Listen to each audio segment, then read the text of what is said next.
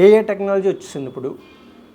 ఎంత అంటే ఏఐతో ఏదైనా చేయగలిగే కెపాసిటీ ఉన్న ఇది వచ్చేసింది. ఇప్పుడు ఈవీఎంలను నమ్మచ్చు అంటారా? ఇంత టెక్నాలజీ డెవలప్మెంట్ అయినప్పుడు ఈవీఎంలు హ్యాక్ చేయడం ఈజీ అని చెప్పేసి ఎలాన్ మస్క్ లాంటి దిగ్గజాలే చెప్పారు.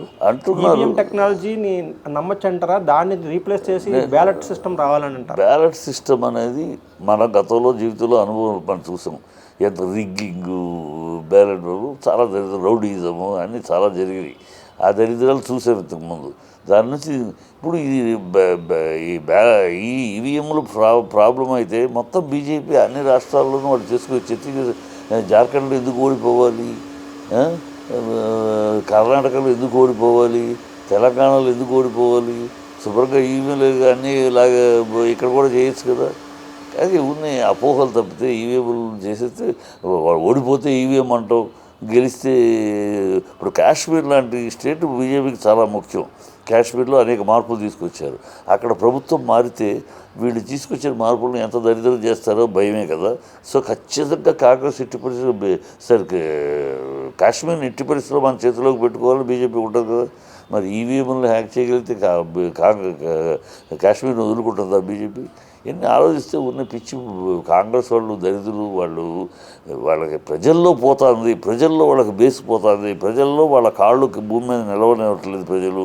అది అర్థం చేసుకోకుండా మన దగ్గర ఉన్న తప్పేంటి, మనం ఎందుకు ప్రజలు కాకుండా ఉన్న వాళ్ళ మీద వాళ్ళకి మధ్యలో కూడా అన్నట్టు ప్రజల అభిమానం పొందలేక చెత్తకుప్పలో పడుతూ వాళ్ళు తోసేందుకు పడ్డాను, వీళ్ళు తన్నేందుకు పడ్డాను, ఏదో సాకులు గుడ్డి సాకులు అంతే.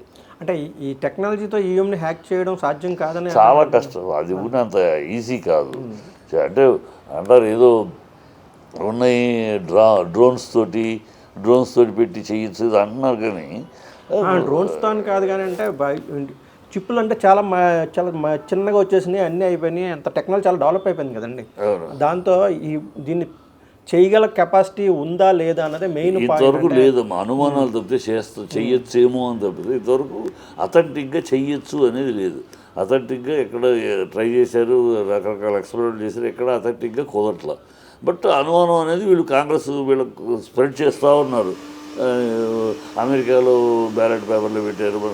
అమెరికాలో బ్యాలెట్ పేపర్ అంటే వాళ్ళ జనాభా ఎంత 30 కోట్లు, మన జనాభా ఎంత 140 కోట్లు. ఎన్ని 140 కోట్లు మనకి. సరే వాళ్ళే 30 కోట్లు, 140 కోట్లు ఎక్కడ, 30 కోట్లు ఎక్కడ. మన బ్యాలెట్ పేపర్లు చాలా అందుకనే ఎలక్ట్రానిక్స్ తీసుకొచ్చింది. ఇది డ్రింకింగ్లు జరిగిపోతాయి, రౌడీతనాలు జరిగిపోతున్నాయి,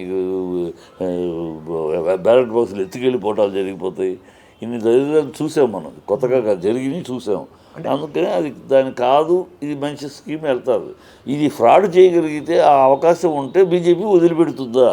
దాన్ని బట్టి అర్థం. అది బీజేపీ కాశ్మీర్ని వదిలిపెడుతుంది అలా అని కాదు. అంటే ఇప్పుడు బ్యాలెట్ పేపర్ బూత్ రిగ్గింగ్ అయ్యి అంటే ఒక బూత్ నుంచో లేకపోతే ఒక ఏరియాలోనో ఎక్కడ జరగడానికి, ఒక నియోజకవర్గంలో జరగడానికి ఛాన్స్ ఉంది. ఇది ఏకంగా స్టేట్ అంతా కూడా హ్యాక్ అయిపోయే ఛాన్స్ ఉంటుంది కదా ఈవీఎంలు అంటే. ఇంతవరకు అవ్వలేదు. అవకాశం ఉంటుందని వేరు. ఇంతవరకు అయ్యిందా? ఎక్కడ దాఖలాలు ఉన్నాయి? అది ప్రూఫ్ చేస్తే ప్రూఫ్ లేదు. ప్లస్ ఇంకోటి అంటే దీనికి మన లాజిక్ ఒకటి, ఎక్కడ 1% అయినా డౌట్ ఉండే ఛాన్స్ ఉంది.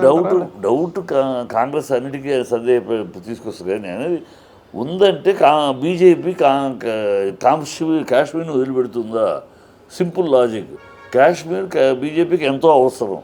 అక్కడ అధికారం కోల్పోతుందా? ఖచ్చితంగా ఈవీఎంస్ హ్యాక్ చేయగలిగితే బ్రహ్మాండంగా చేసి గెలుచుకుంటారు కదా. సో అది అక్కడ తెలిసిపోతుంది. సో అది చేయగలిగితే ఉంటే బీజేపీ చేసుకుంటుంది. అధికారంలో ఉంది, పవర్స్ ఉన్నాయి, అన్నీ ఉన్నాయి, శుభ్రంగా చేసుకోవచ్చు. అవకాశం లేక నోరు మూసుకుని అప్పచెప్పుకున్నారు కాశ్మీర్ కాంగ్రెస్కి.